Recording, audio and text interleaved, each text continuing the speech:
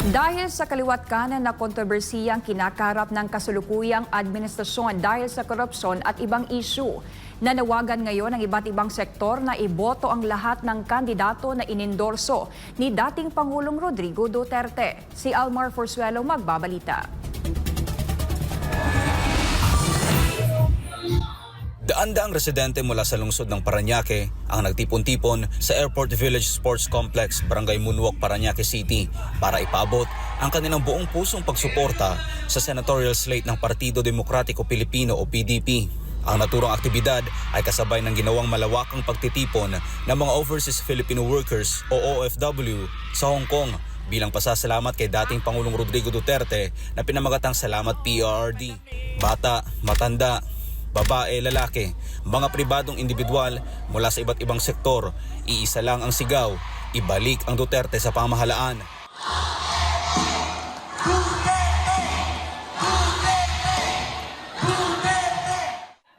Kabilang sa mga dumalo dito sa Parañaque City ang ating mga kababayang Muslim. Ayon sa kanila, iboboto nila ang lahat ng senatorial candidates sa ilalim ng PDP dahil sawa na sila sa ginagawang korupsyon ng kasalukuyang administrasyon. Kaya naman numero 1 para sa kanila na iboto ngayong darating na eleksyon sa pagkasenador si Pastor Apollo C. Kibuloy dahil sa plataforma nito na Zero Corruption. Ayon kay Juliet Panergo, representante ng mga Muslim, kailangan sa Senado ang isang Pastor Apollo dahil sa kanyang layunin na tuldukan ang korupsyon sa gobyerno. Sa pamamagitan anya nito ay mabibigyan ng pagkakataong guminhawa ang mga mahirap na katulad niya. Kailangan natin si Senator Apollo Kibuloy dahil sa Zero Corruption na kanyang plataforma ay gaganda ang buong Pilipinas, lalong-lalo na sa mahihirap na pinababayaan na ng administrasyon ngayon.